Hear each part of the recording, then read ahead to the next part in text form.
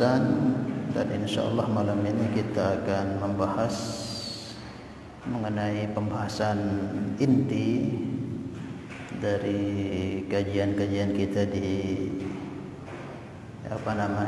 masalah fikih niki, yaitu membahas tentang sholat. Kitab Ahkamus Sholati, kitab membahas tentang sholat. Jadi intinya yang kita bahas dari setahun kemarin sampai sekarang ini, intinya bagaimana sholat kita jadi benar. Karena sholat ini induknya amal. Sholat ini intinya amal zahir kita. Karena dia yang langsung berhubungan dengan Allah Subhanahu wa ta'ala. Kalau Nabi kita dulu berjumpa dengan Allah dengan pelantara Mi'raj. Nah, kita nggak mampu seperti itu. Kita ini lemah. Maka kita diberikan cara untuk bisa berjumpa dengan Allah, yaitu dengan sholat. Makanya Nabi sabdakan, as-salatu mi'rajul mu'min. Sholat itu adalah mi'rajnya orang-orang mukmin. Maka mungkin malam ini kita tidak bahas dulu, cuman kita mungkin muqaddimah dulu, pengenalan dulu yang apa sangkut pautnya dengan sholat ini, supaya kita betul-betul tambah rasa mahabbah kita, senang kita dalam mengerjakan sholat.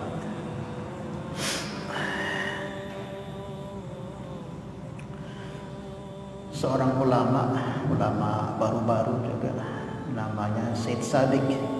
Niki dalam kitab beliau Fikih Sunnah, di sana beliau menyebutkan, jadi amalan sholat ini amalan yang tertinggi selepas keimanan. Selepas kita bersyahadat, ucapkan asyhadu an la ilaha illallah wa asyhadu anna Muhammadur Rasulullah, maka otomatis kita sudah menjadi orang mukmin dan muslim. Maka selepas kita syahadat itu, maka ada amalan yang pertama kali harus kita kerjakan, yang tidak boleh ditawar-tawar. Dan ini merupakan amalan inti, induknya, tiangnya semua amalan, yaitu sholat. Satu-satunya amal yang disebutkan jika orang tidak mengerjakannya bisa terlepas dari agama. Nabi sabdakan, al-farqu bainal abdi wal kufri tarkus shalah. Pembeda antara seorang hamba dengan kekufuran itu meninggalkan sholat. Kalau sholat dia sudah tinggalkan, dia nggak ada hubungan lagi dengan Allah. Nah, orang yang tidak ada hubungan dengan Allah itu orang kafir itu. Sholat itu adalah hubungan seorang hamba dengan Allah. Maka kok sampai sholat kita tidak kerjakan, tinggalkan, tidak kita kerjakan, tidak ada kenanya amal-amal yang kita buat. Tidak ada faedahnya amal-amal kebaikan yang kita buat jika inti induknya sudah kita tinggalkan. Bahkan walaupun kita punya hal-hal yang akan memberikan manfaat kelak di akhirat, itu tidak akan mampu memberikan kemanfaatan. Fama tanfa'uhum syafa'atus syafi'in. Orang disebutkan dalam Al-Quran, orang yang meninggalkan sholat ini nanti hamba-hamba Allah yang diberikan oleh Allah kemampuan memberikan syafaat bagi orang-orang yang dicap akan masuk neraka, itu bisa diberikan. Tetapi bagi orang yang meninggalkan sholat, syafaat siapapun gak akan bisa untuk memberi syafaat kepada dia. Saking dahsyatnya namanya meninggalkan sholat. Mungkin lamun masih luwih maksiat lagu sholat tetap tegawi sehingga terputus dalam neraka, insyaallah lamun kebedowe sahabat-sahabat dari Quran, alim ulama, mungkin nanti dia akan bisa syafaati kita, asalkan kita masih sholat. Mungkin sholat tetap terjaga, lalu mungkin masih terlalai, maksiat, kau dibilang dulu tetap lagu tegawi sholat. Pak insyaallah itu dengan syarat yang banyak kita punya teman orang-orang soleh, para ulama, hafiz Al-Quran, para tuan guru, insyaallah kita akan dapat syafaat beliau. Tetapi kalau sholat kita tinggalkan, syafaat siapapun tidak akan mempan, fama tanfa'uhum syafa'atus syafi'in. Tidak akan pernah berlaku, tidak akan pernah mempan syafaat siapapun kepada orang-orang yang tarikus shalah, yang meninggalkan sholat. Insyaallah ya, maka betul-betul kita jaga sholat. Maka beliau menyebutkan dalam kitab beliau Fiqh Sunnah itu, dan juga ulama-ulama yang lain juga menyebutkan minimal ada 5 sebab sholat ini menjadi induknya amalan zahir kita, amalan inti selepas kita syahadat. Kan rukun Islam itu ada berapa? 5. Pertama syahadat, habis syahadat apa? Iqamis sholat, baru zakat, baru puasa, baru yang lain. Sholat dulu, karena itu unduknya amal. Maka beliau katakan, dan ulama-ulama lain juga menyebutkan, di antara sebab sholat ini paling pertama daripada amal zahir yang harus wajib dikerjakan oleh seorang hamba. Pertama, karena sholat ini adalah imaduddin, tiangnya agama. Nabi sabdakan, dan sering ini hadis ini kita dengarkan, apalagi sekarang nih bulan apa nih, bulan Rajab. Yang kita kenal bulan Rajab ini bulan di Isra Mi'rajkannya Nabi kita Muhammad sallallahu alaihi wasallam. Yang fungsinya Mi'raj itu apa? Untuk Nabi diberi perintah. Salat itu tiang agama. Nabi sabdakan, as-salatu imaduddin. Salat itu adalah tiang agama. Faman aqamaha faqad aqamad-din. Siapa yang menegakkan salat, bukan hanya dikerjakan tapi ditegakkan hak-hak salat tersebut, maka sungguh dia telah menegakkan agama secara otomatis. Paman tarakaha faqad hadamad-din. Tapi siapa yang meninggalkan salat atau melalaikan salat, secara otomatis dia telah merobohkan ini agama. Jadi roboh tidaknya agama ini enggak ada pengaruhnya dari orang-orang kafir. Tetapi penyebab robohnya agama ini karena kita sendiri ini orang-orang Islam yang melalaikan sholat. Tatkala sudah sholat kita lalaikan, enggak ada hubungan kita dengan Allah jadinya. Sementara kita umat Islamnya, kekuatan kita di mana? Ketika kita ditolong oleh Allah. Kalau Allah berpihak dengan kita, walaupun sendirian, enggak akan ada yang mampu mengalahkan kita.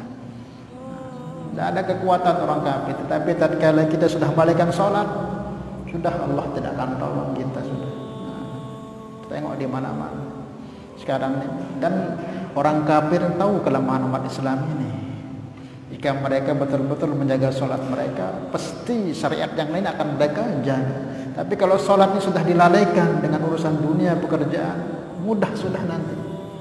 Maka sengaja orang kafir membuat program-program agar kita ini lalai dari sholat. Anak-anak muda kita disibukkan dengan main-mainan, game, olahraga dan sebagainya, sehingga sholatnya terbengkalai. Kadang nggak dikerjakan, kadang pun dikerjakan sampai mau habis waktu. Nah begini model sholat kita, tidak akan datang pertolongan Allah itu. Ini keadaan kita. Lihat, tengok anak-anak kita kan, masya Allah. Tengok kita ini aja, begini banyak kampung ini. Kalau azan dikumandangkan, ada beberapa yang naik ke musala masjid. Banyak mana azan tadi itu yang naik sini atau pinggir pantai itu banyak mana? Hah? Pondok Leta. Tidak dihiraukan panggilan Allah. Terus kita minta, ya Allah tolong umat Islam. Hak Allah aja kita nggak pernah tunaikan, mau hak kita ditunaikan.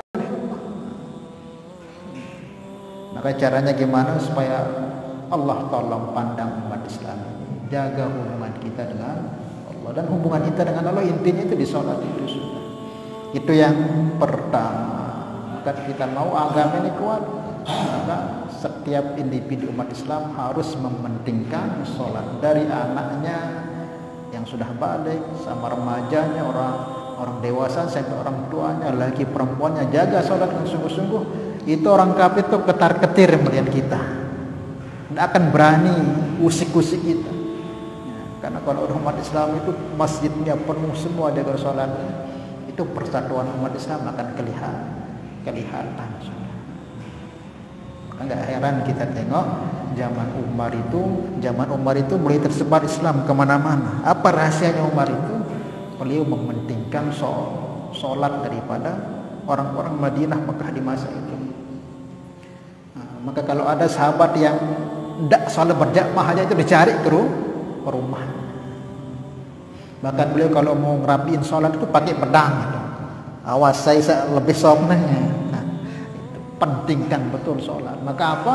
Di zaman Umar itulah tunduk Parsi Romawi. Kalau betul-betul umat Islam itu mementingkan sholat, di salah dia dianggap penting oleh Allah. Man hadat alaihi sholat bahwa innallahi ahwan. Siapa yang melalaikan sholat, acuh tak acuh dengan sholat, tidak mempedulikan sholat, itu juga orang di hadapan Allah nggak ada nilainya. Salah ya, maka kita usahakan pentingkan sholat. Tidak usahlah kita buat piling-piling, oh umat Islam harus begini, umat Islam harus buat politik seperti ini, buat teknologi seperti ini, harus punya pasukan begini untuk bisa mengalahkan. Jangan. Kita ini umat Islam ini orang bertuhan. Kita yakin kita ini akan menang jika dimenangkan oleh Allah. Walaupun kita semua bala tentara, semua teknologi, ekonomi kita miliki, tapi kalau Allah yang punya alam semesta nggak berpihak dengan kita, nggak akan kita bisa menang. Keyakinan kita kan dirapukan oleh orang kafir. Ini keyakinan dengan Allah ini lemah. Itu yang pertama. Yang kedua, kenapa sholat ini menjadi inti dari amal-amal ibadah ini induknya? Yang kedua, karena amalan yang pertama kali akan dihisab kelak ketika hari kiamat itu. Jadi patokan dari semua amal-amal yang kita buat ini. Dalam hadis sering kita dengarkan, awwalu ma yuhasabu bihil abdu yaumal qiyamah as-shalah. Pertama kali akan diproses pertanggungjawaban kelak pada hari kiamat di yaumil hisab dari seorang hamba, yaitu perihal sholat. Dari tanya zakatnya gimana, enggak dikir puasanya, sedekahnya enggak, sholatnya dulu gimana. Kalau sudah sholat banyak ditinggalkan atau dilalaikan, ya sudah enggak perlu diperiksa yang lainnya otomatis. Kalau sudah hubungan kita dengan Allah itu tidak baik, sebaik apapun hubungan kita dengan sesama kita, tidak dikatakan baik.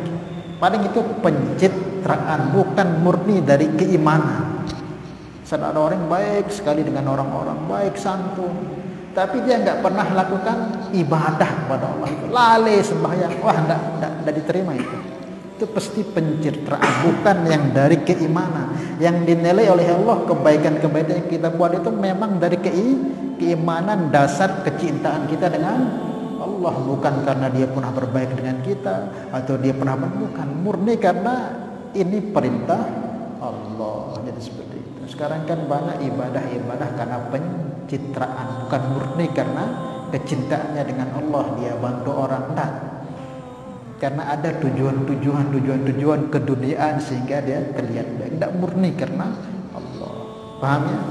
Nah, makanya itu yang pertama akan dihisab adalah sholat. Fa in saluhat saluha sa'iru amali. Jika baik sholatnya maka semua akan baik. Jika fasada sa'iru amali, jika rusak sholat maka akan rusak semuanya. Maka supaya sholat kita ini benar, maka inilah kita perlu mengkaji ilmunya. Jadi amalan sholat amalan inti, tidak bisa kita kerjakan semau-maunya, semilih-milihnya. Enggak, dia punya aturan, ada aturannya, ada tertibnya, ada syarat rukunnya, ada sunnahnya, ada mubtilahnya, ada yang membatalkannya, ada larangannya. Banyak sekali yang perlu kita ketahui tentang sholat, sehingga sholat kita ini akan menjadi penyelamat kita, bukan semilih. Dalam Al-Quran itu inna sholata kanat 'alal mu'minina kitaban mau kita semilih-milih jadinya, bukan mau kuta. Kalau mau kuta itu seperti yang dikehendakkan Allah dan Rasulnya. Kalau mau kita ya semilih-milih, kapan-kapan kita mau. Jadi seperti sehingga apa? Walaupun kita sering sholat, tapi dengan sholat ini tidak datang nusratullah kepada kita. Nah, paham ya? Makanya kita perhatikan supaya benar. Nah, perlu kita jaga. Sebenarnya nanti kita akan bahas nanti itu akhir-akhir. Padahal sholat ini jaminan daripada Allah. Kalau kita jaga betul dengan semua, dengan tertibnya, Allah akan mudahkan itu pasti sudah itu. wa amur ahlaka bis-shalah wastabir alaih. Perintah anak turunmu, keluargamu untuk salat dan sabar mengerjakan.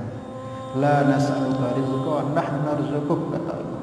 Kami enggak minta kamu punya duit, nanti kamu akan bagi rezeki, kata Allah kepada kalian. Asalkan betul-betul jaga salat. Bukan sekadar kita kerjakan, ya, kita ngerti ilmu tata cara yang benar dalam sholat. Kemungkinan kita banyak sholat tapi masalah kita masih banyak. Pasti itu ada kesalahan kita dalam sholat itu. Mungkin cara wudhu kita, cara ada yang kita tinggal tertibnya atau rukunnya kita cepat atau apa. Mesti kalau betul-betul kita jaga sholat, janji Allah tidak akan pernah meleset. Koreksi ke kita, kok saya ini sudah sholat, kok masalah nggak selesai, masih banyak gini. Koreksi, ngaji lagi apa yang kurang. Kalau sudah betul-betul pas dengan apa yang kehendaki Allah dan Rasulnya, sholat kita itu pasti akan terbuka jalan-jalan kebaikan itu, kemudahan itu akan Allah. Ini janji Allah. Nabi sabdakan, siapa yang menjaga sholatnya 5 waktu dengan sempurna, yang pertama itu yarfa'u anhu dikil ish, kesempitan hidup di dunia yang pemuda. Ini Nabi sabdakan. Kalau Nabi bersabdakan pasti Oma yantiqu anil hawa.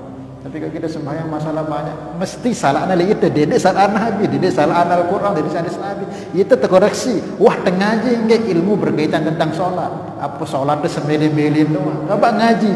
Tatkala kita ngaji ternyata ilmu illa salah ada di sembahyang. Parang tedoh yang paling sepur. Ternyata lek ruku, ternyata ilmu itu salah. Lek sujud, lek fatihah, lek tahiyatnya, lek macam-macam ilmu. Kadang ini kesalahan Allah. Ya Allah, aku sembahyang lakukan dengan diri. Jadi salat kita ini yang belum seperti yang dikehendaki Allah. Kalau memang sudah sesuai dengan dikehendaki Allah dan Rasulnya, pasti Allah akan buka jalan-jalan kebaikan. Kemudian yang ketiga, yaitu kenapa salat ini diletakkan paling pertama, dan itu merupakan akhir wasiatnya Nabi ketika beliau mau meninggalkan dunia. Ketika beliau meninggalkan dunia itu, terus nazak sakaratul maut, yang terkeluar dari lisan beliau itu perihal as-shalah wa ma malakat aymanukum. Salat diperhatikan karena apa? Karena beliau tahu di akhir zaman nanti akan banyak orang yang melalaikan salat. Ada yang mengerjakannya tapi dilalaikan, dikerjakan pula dengan cara yang tidak benar, ada malah yang meninggalkannya. Itu banyak terjadi. Maka Nabi ingatkan pelihara menjaga sholat sampai ketika beliau sedang kesakitan sakaratul maut untuk menjaga, mementingkan sholat. Paham ya? Maka anak kita ini kita jaga. Boleh dia mau jadi apa-apa saja, tapi jangan sampai kamu lalaikan sholat. Kamu mau jadi apa saja silahkan, tapi tatkala sholat kamu pentingkan, nanti kamu penting di hadapan Allah. Kamu jadi pejabat, kamu jadi orang kaya, kalau jaga sholat dengan benar, sukses kamu. Jadi agama ini enggak melarang kita mau jadi apa saja yang tentunya yang sesuai dengan syariat. Menjadi pejabat dilarang enggak dalam agama? Enggak dilarang, silahkan. Karena Nabi banyak punya jabatan. Bahkan ada Nabi jadi raja. Misalnya menjadi apa saja dalam agama ini, yang penting sesuai syariat boleh. Mau jadi saudagar, mau jadi petani hebat, pelaut hebat, silahkan. Semua ada contohnya. Asalkan pentingkan sholat di saat itu, maka insya Allah keberkahan akan datang. Karena kunci keberkahan itu ya di sholat itu. Kemudian juga yang keempat, yaitu kenapa sholat ini begitu pentingnya, kata Syed Sabiq dan beberapa ulama, karena sholat ini merupakan hadiah khusus yang diberikan oleh Allah kepada Nabi Muhammad. Maksudnya gimana? Satu-satunya amal yang diberikan tidak sama dengan amalan-amalan yang lain. Sering kita dengarkan kalau amalan yang lain itu ada pelantarannya. Jibril datang ke Rasulullah ke dunia ini, sampaikan wahyu kepada Nabi, hai Muhammad, ini amalan ini disyariatkan ke umatmu, puasa, zakat, haji, itu apalagi itu turun Jibril ke dunia sampaikan ke Nabi Muhammad itu. Tapi kalau salat tidak seperti itu dia. Langsung Nabi bermuajahah, berjumpa bila kaifin wala mithal, dengan tanpa kita reka-reka bagaimana caranya Allah, Nabi Muhammad berjumpa dengan Allah di satu tempat yang tidak ada pernah ada satupun makhluk siapapun yang awal yang akhir yang pernah sampai ke suasana itu. Nah di sanalah Rasulullah berjumpa dengan Allah, yang Allahnya tidak bertempat ya. Nah di sanalah diberikan perintah sholat. Perjalanan yang Nabi jalankan itu tidak pernah diberikan oleh siapapun. Jadi perjalanan Nabi itu disebutkan oleh para ulama tiga tingkatan perjalanan, 3 fase tingkatan perjalanan. Nah, yang pertama yaitu alam nasut namanya. Nasut ini alam kemanusiaan ya, alam dunia ini sudah dari Mekah ke Palestina kan perjalanan dunia namanya, yang dilewati oleh manusia kita ini. Itu ditempuh Nabi. Kemudian ada namanya alam malakut, alamnya para malaikat. Di mana alam malaikat itu? Ini langit pertama, langit kedua, langit ketiga, langit keempat, kelima, keenam, ketujuh alam malaikat. Disebutkan dalam kitab Dauratul Nasihin. Jadi amalan sholat ini adalah amalannya para malaikat sebenarnya. Jadi ketika Nabi belum berjumpa dengan Allah itu, Nabi kan melewati langit pertama. Ini kita sebutkan dalam kitab Dauratul Nasihin. Nabi melihat ada malaikat di sana, takbir saja, semua isinya itu takbir tok, mengucapkan takbir, Allah Akbar, memuji Allah, Allah Akbar. Dan langit kedua, Nabi melihat semua malaikat itu apa? Rukuk semua. Rukuk tok, tidak ngangkat kepala kalau belum Allah perintahkan ngangkat. Rukuk tok, sampai enggak tahu berapa miliaran tahun untuk rukuk tok kerjaan. Langit ketiga Nabi melihat malaikat itu sujud tok kerjaannya. Tidak ada yang lain. Langit keempatnya lagi ada yang bertasbih, kelimanya ada yang bersolawat, ada yang macam-macam. Pokoknya intinya ketujuh langit itu semua ada malaikat yang melakukan ibadah khusus. Ada yang ruku, ada yang sujud, ada yang solawat, ada yang bertasbih, ada yang bertakbir. Maka ketika melewati langit ketujuh itu, Nabi Muhammad SAW terbentik di hatinya, tanya kepada Jibril, Jibril, ingin sangat aku punya umat itu punya ibadah seperti ibadahnya semua malaikat itu. Nah, maka Jibril katakan, ya sudah, nanti kamu ketika berjumpa dengan Allah sowan kepada Allah, minta seperti itu. Nah, ini apa ya? Dari langit ketujuh itu alam malaikat itu. Nah, sampai Sidratul Muntaha tok dia bisa Jibril mengantar Rasulullah. Jadi Sidratul Muntaha itu alam malakut. Kemudian naik lagi Nabi ke Sidratul Muntaha, indah Sidratul Muntaha, indah Jannatul Ma'wa, sampai situ tok. Ini perjalanan sudah bukan lagi bumi, bukan langit, sudah di luarnya itu sudah enggak tahu apa itu. Itu masih bisa ditempuh oleh Jibril itu. Namanya Sidratul Muntaha. Nah sampai situ Jibril enggak bisa sudah. Maka sampai Sidratul Muntaha itu Rasulullah katakan, ayo dong temenin kita ini. Masa saya berdoa sama buruk ini? Oh tidak bisa saya. Tidak ada pernah makhluk satupun yang bisa melewati tempat. Hatta saya ini pimpinannya semua malaikat ini. Jibril malaikat terbesar yang menjadi pimpinannya para malaikat. Enggak bisa sesenti aku bisa lolos dari batasan ini Sidratul Muntaha ini, hancur lebur, aku enggak bisa. Engkaulah berangkat sendiri.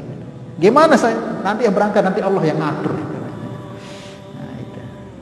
Akan naik lagi Nabi ini bukan tidak tahu sudah di luar kepala sudah alam ini, bukan Nabi, naik lagi.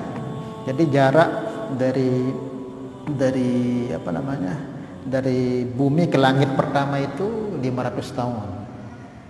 Langit pertama ke langit kedua 500 tahun. Sampai ketujuh berapa jadinya sampai ketujuh? 3.500 tahun. Kecepatan cahaya. Cahaya ini benar cepatnya, bukan kecepatan angin, kecepatan cahaya. Jadi buruk yang dinaikin Nabi itu sekali hentakan itu jaraknya kurang lebih 500 km. Sekali loncatan buruk itu. Kalau 500 km itu Mekah Madinah. Sekali loncatannya buruk itu, dia kan semodel kuda. Sekali loncatannya itu sekali loncat kayak kuda loncat itu kan, itu antara Mekah dengan Madinah. Maka Nabi sampai ke langit yang ketujuh itu perjalanan berapa? 3.000 kecepatan cahaya, bukan angin lagi. Cahaya ini kan masya Allah. Kita tengok itu kalau matahari terbit itu langsung terang tuh seluruh dunia itu. Bagaimana cepatnya cahaya itu? Nah, begitulah cepatnya buruk itu. Nah, dari langit ketujuh ke Sidratul Muntaha itu masih bisa dihitung. Itu 3.500 tahun kecepatan cahaya itu. Kalau digabung berapa? 7.000 tahun kecepatan cahaya. Nah, kemudian sampai situ tok yang bisa diantar Jibril. Nah, ke atasnya lagi sudah nggak tahu tuh berapa miliaran tahun di perjalanan. Nah, di atasnya itu ada namanya Mustawa. Nah, Mustawa itu tempatnya semua takdir alam semesta itu di Mustawa itu sudah. Nah, CCTV-nya di situ. Dari program dari awal diciptakannya semesta sampai selesai itu di sana. Bahkan nanti kita ya ketika kita mati itu nanti dilihatkan apa yang pernah kita buat dari kebaikan-keburukan dari situ itu Mustawa. Itu rekaman alam semesta itu di situ di Mustawa itu. Sampai situ itu pun Nabi dari Sidratul Muntaha ke Mustawa itu nggak tahu berapa jauh lagi itu. Makanya nggak ada, karena itu sudah di luar yang kita bisa cernakan perjalanan bumi Mekah ke Madinah, kemudian langit. Nah, di luar langit itu nggak bisa sudah kita. Nah, Nabi dari Sidratul Muntaha itu ke Mustawa. Apa selesai situ? Belum. Naik lagi, lebih jauh lagi, miliaran tahun lagi. Apa namanya? Itu namanya kata para ulama Hadiratul Qudsi. Hadiratul Qudsi. Nah, di sanalah Nabi diberikan perintah sholat. Itu tidak tahu lagi jauhnya, tidak dicerna lagi oleh kita punya akal. Gitu hebatnya perjalanan Nabi hanya untuk diberikan perintah sholat. Maka begitu pentingnya yang namanya perintah sholat. Maka tidak heran Nabi sampaikan, siapa yang mengadakan sholat berarti tidak dihargai perjuangan Nabi untuk mendapatkan itu. Kalau para nabi-nabi terdahulu itu kan cuma berada sampai langit pertama berjumpa dengan nabi ini. Tidak ada yang nabi dari langit ketujuh itu ke Sidratul Muntaha, tidak ada. Tidak ada, cuma Nabi Muhammad tok. Bukan sampai Sidratul Muntaha aja, Nabi Muhammad sampai ke Mustawa, sampai ke Hadiratul Qudus, dan itu sudah di luar dari kita punya pemahaman akal sudah. Itu berapa miliar jutaan tahun sudah nggak bisa kita bayangkan. Nah, di sanalah Nabi diberi perintah sholat. Maka itulah pentingnya sholat. Maka kalau ada orang menunaikan sholat berarti tidak menghargai perjuangan Nabi untuk mendapatkan sholat ini. Kemudian juga yang terakhir, kenapa sholat ini begitu dijadikan yang pertama? Karena seperti tadi, pembeda antara seorang hamba dengan kekufuran. Kalau sudah sholat kita tinggalkan, sudah kita jadi kafir. Walaupun ada sebagian ulama katakan kalau tidak dikerjakan karena malas-malas. Tidak, pokoknya Nabi sebutkan siapa yang meninggalkan sholat, mau sengaja, kalau nggak sengaja kan nggak tahu, kalau ketiduran kan tidak masalah. Karena kita ini sengaja dia tinggalkan, aku mau sholat, dia tinggalkan, wah dia kembali sembahyang. Dia nak anggap nanti wajib, dia kembali seipah. Nah, ini seperti ini sudah bisa kafir dia. Bisa kafir, walaupun yang mengatakan, ada juga mengatakan kalau dia ingkari kewajiban sholat. Karena hadis ini mengatakan kalau dia sudah tidak sholat, mengingkari atau tidak mengingkari, bisa jadi kufur. Umar radhiyallahu anhu mengatakan, la sahma fil Islam liman la salata lahu. Tidak ada bagian dalam Islam ini bagi orang yang tidak mengerjakan sholat. Maka saking pentingnya ini sholat ini, maka supaya benar, supaya pas, supaya menjadi penenang kita, penyelesai masalah kita, penyejuk mata kita, tidak hanya cukup kita sekedar sholat, supaya benar tahu ilmu yang kaitan tentang sholat. Bukan semele-mele, harus mengerti betul-betul detail-detailnya. Kalau betul-betul detail-detail sholat ini betul-betul kita pahami, terus kita kerjakan itu, nah itulah nanti akan membawa keberkahan dalam diri kita, dalam keluarga kita, dalam usaha kita, semua akan dipermudah, akan diselesaikan oleh Allah. Jika betul-betul sholat ini kita betul-betul perhatikan. Paham ya? Nah, seperti itu.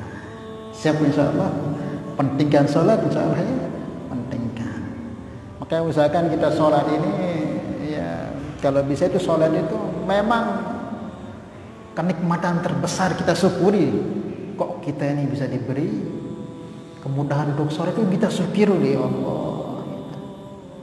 Kadang kita ini kita anggap ada nikmat-nikmat yang di luar daripada yang hubungan dengan Allah itu nikmat.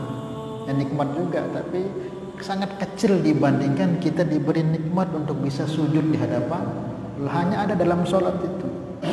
Karena kita kan anggap rutinitas lah, zuhur tidak ada sembahyang, asar tidak ada sembahyang. Jadi istilahnya rutinitas setiap hari kita sembahyang. Lagu alamat sembahyang didasari dengan syukur deh. Tabeng kesempatan sujud joko Allah Ta'ala, ya beda nilai sujudan no kan jasa biasa tegawi kan rutinitas so ngebang ke masjid. Ya ibadah juga namanya. Tapi tatkala kita dengar salat azan, Allah manggil kita, terus kita wudu, terus kita sujud di hadapan Allah, itu dengan syukur. Begini banyak umat manusia saya diberi kesempatan bersujud di hadapan Allah, walaupun yang saya ini orang banyak dosa, banyak lali, diberi kesempatan di salat menghadirkan seperti dia, beda nilainya di hadapan Allah ketimbang rutinitas sembahyang. Ya, tetap selesai kewajiban tetap, tapi dia beda nilainya. Salat yang dari hati dengan syukur kepada Allah itu dia beda, dan kesannya dalam hati juga itu juga beda. Sehingga sholat itu, selesai sholat itu tenang datang, bahagia datang, karena setelah sholat itu kita didasari dengan syukur. Maka usahakan ibadah kita dengan syukur. Apapun jenis ibadah yang kita buat ini, kita syukur. Walaupun terkadang kan kita banyak melakukan ibadahnya karena embel-embel ya, pahala kah, surga kah, ternyata neraka, ya tidak apa-apa, itu juga ikhlas. Tapi itu seolah-olah amal-amal yang seperti itu seolah-olah kayak tuntutan dari kita kepada Allah. Lamun di neraka surga neraka mungkin tidak sembahyang. Di neraka surga neraka sembahyang kan dek. Kita ini kan kebanyakan, makanya kita ini rata-rata lah kita ini sembahyang itu masih kehendak, keinginan, nafsu ditempur nih, karena tanamkan di diri kita ini hamba Allah. Kita ini diciptakan oleh Allah, itarak-taran oleh Allah Ta'ala. Maka apapun diperintah oleh Allah itu, maka mesti kita jaga dengan syukur. Maka ulama arahkan kita usahakan ibadah kita berdasarkan syukur. Dijadikan orang beriman, orang muslim, umat Nabi, diberikan kita kemudahan-kemudahan, diberikan kita kesehatan, diberikan kita anak, istri, diberikan dia pekerjaan yang halal. Nah, kita sholat itu tanamkan, ya Allah, Engkau berikan begini banyak kemudahan. Engkau sholat dengan mensyukuri nikmat itu. Nah, itu beda nih sholat kita ketimbang kita ya sholat seperti itu. Salah ya, nah, apapun jenis ibadah kalau syukur kita tanamkan, insya Allah ringan dan nikmat itu. Ringan dan nikmat. Salah ya. Nah, maka betul-betul kita dan banyak sekali lah kalau kita dengar keutamaan daripada sholat, nanti kita dengarlah di surah Al-Qur'an sekarang kan banyak sekali akan disampaikan mengenai keutamaan sholat. Maka mungkin ini sedikit muqaddimah untuk kita sebelum kita mengkajinya, supaya kita tambah semangat mengerjakan sholat. Dan pastikan sudah kalau sholat ini benar-benar betul kita utamakan, jadikan inti, pentingkan, maka kita akan jadi penting di hadapan Allah Subhanahu wa Ta'ala. Kalau kita jadi penting di hadapan Allah, ya ridha Allah akan kita dapatkan.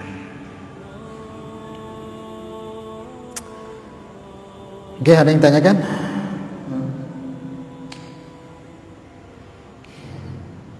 Paham lebih ini? Maka juga ya di samping itu ya kita usaha juga ya, kita yang diberi istiqomah sholatnya usahakan juga ya kita arahkan arahkan. Ya kalau kita punya tetangga yang masih belum sholat, kelihatan ada sholatnya suka lalai-lalai, kita ingatkan. Kita kan ingin kehidupan kita ini supaya bagus, dalam hubungan kita dengan sama kita bagus, urusan rezeki kita bagus. Terus lagi sholat ini perlu kita perhatikan ya, terutama kita nih yang punya anak-anak ini. Maka diingatkan, itu saya pernah dengar, kalau kita mau nikahkan anak kita itu, maka bagi yang punya anak perempuan ini khususnya gitu, jangan nikahkan anak kita itu yang perempuan kecuali kita menemukan laki-laki yang punya tiga ciri. Kalau dia ada 3 ciri ini, insya Allah kalau anak perempuan kita nikah dengan dia, insya Allah akan selamat anak kita. Yang pertama, tengok dia perhatikan sholat atau enggak. Kalau dia nggak perhatikan sholat, dengan Allah aja dihiraukan, apalagi dengan anak kita. Dengan Allah saja dia acuh tak acuh gitu, apalagi dengan anak kita. Jelas lagi dia akan pedulikan anak kita itu. Dengan Allah saja, Tuhannya yang menciptakan dia, kok dia nggak pedulikan, dia lalaikan, dia remehkan, apalagi dengan anak kita. Yang pertama, lihat bagaimana dia jaga sholat. Yang kedua, lihat dia bagaimana hormatnya dengan orang tuanya, bagaimana dengan orang tuanya, berbakti nggak dia. Tapi kalau dia dengan orang tuanya sudah ngelawan, nentang, ngelawan dan sebagainya, dengan orang tuanya saja nggak, apalagi dengan anak kita. Dengan orang tuanya yang melahirkan dia, yang merawat dia dari kecil sampai dia punya kerjaan dewasa seperti itu, kok dia lawan, apalagi dengan anak kita ini, orang lain di hadapan dia, mesti dia akan tambah. Maka cari menantu, lihat dia gimana dia dengan orang tua. Kalau dengan orangnya bagus, dengan anak kita dia akan jaga. Yang ketiga, lihat mahabbah dia dengan ilmu. Kalau dia senang dengan ilmu, nuntut ilmu, wah itu orang bagus itu. Imam Syafi'i katakan, la khaira fi man la yuhibbul ilm. Tidak ada kebaikan bagi orang yang tidak suka dengan ilmu. Kalau ada orang itu anti majelis ilmu, nggak suka dengan pengajian, kalau ada pengajian dia nggak suka, nggak senang adanya orang-orang majelis-majelis ilmu, bahkan dia tentang nggak suka dengan santri-santri, dengan ulama, dia coba-coba nikahin anak kita dengan orang seperti ini. Ini orang yang mal'un, gitu, seperti itu. Tidak ada kebaikan bagi orang yang tidak suka dengan ilmu, karena ilmu ini jalan keselamatan kita, jalan kemudahan kita untuk masuk surga, jalan untuk kita diberikan keturunan yang soleh dengan ilmu, dengan dari orang-orang berilmu. Tapi kalau ada orang pemuda kok seperti itu, dendek sekali-kali nikahin si anak kecil, nanti hasilnya tidak akan benar. Pertama tadi apa? Dia harus jaga sholat. Kemudian tengok dia dengan orang tuanya, bagaimana muamalah dia dengan orang tuanya. Kemudian tengok hari-harinya, senang nggak dia dengan majelis ilmu. Karena orang kok senang di majelis ilmu, tetap akan dapat bimbingan kebaikan. Akan dapat bimbingan, insya Allah selamat dia. Ada waktu dia menuntut ilmu, kalau bisa aja isi, insya Allah selamat. Tapi kalau salah satu nggak ada, jangan dululah, cari yang bagus. Ini kan walaupun mungkin ya kita nggak tahu seterusnya, tapi ini kan diberi patokan ini alamat secara zahirnya, ini cari menantu yang punya kriteria supaya selamat dunia akhirat. Karena anak kita ini menikah ini kan seumur hidup, bukan sekedar main-main, tapi seumur hidup, supaya dia selamat dunia akhirat, supaya kita mati juga nanti tenang. Nanti kita mati itu melihat anak kita ini bermasalah, itu sedih kita dikubur itu. Apalagi anak kita ini aslinya baik, karena nikah itu jadi berantakan, itu sedih kita dalam kubur. Maka dari sekarang dicari, harus kita pentingkan anak kita, jangan kita kasih sembarang orang. Salah ya. Semoga Allah Subhanahu wa taala memberikan kepahaman kepada kita untuk kita bisa amal dan sampaikan. Al-Adhiniyah Al-Fatihah.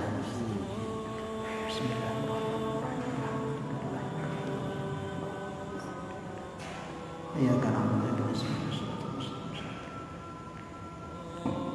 Salatullah salamullah ala taha rasulillah. Salatullah salamullah ala yasin nahari